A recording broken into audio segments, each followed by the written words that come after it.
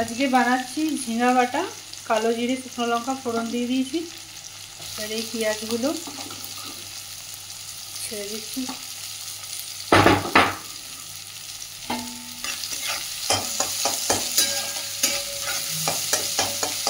এটা যখন লাল লাল হবে তখন আমি বাটাটা দিয়ে দেবো।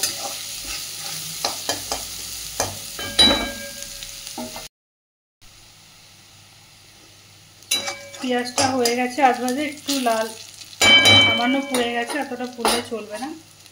এই যে বাড়িটা এখানে আছে তোমার ঝিঙা, রসুন আর কাঁচা লঙ্কা, সবার ঝাল অনুযায়ী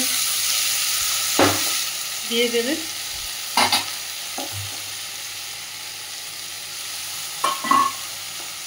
এটাতে আমি একটু পরে জল মিশিয়ে দিচ্ছি।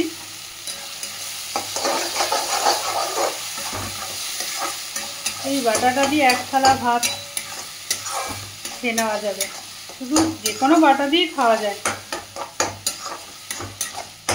আর শনিবার দুটো ঝিঙে ছিল শুধু, তাহলে ওই ঝিঙে দিয়ে কী হবে, কিছুই হবে না।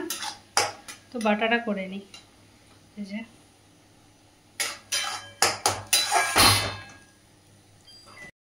এবার এক এক করে সব মশলা দিয়ে দেবো।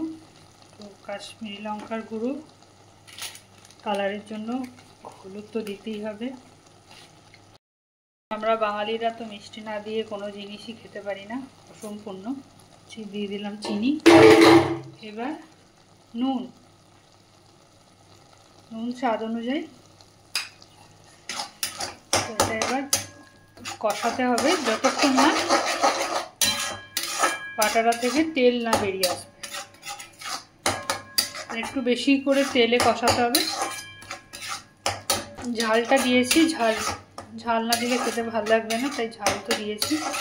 এখানে দুটো ঝিঙে আছে, দেখো অনেকটা জলটা শুকিয়ে এসছে। আর একটু শুকাতে হবে, মানে ভালো মতো শুকাতে হবে। নুন মিষ্টিটা দেখলাম ঠিক আছে।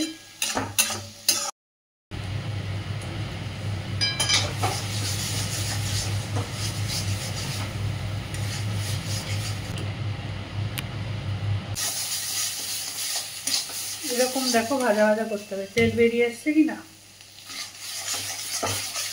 যত এরকম ভাজবে তত খেতে ভালো লাগবে।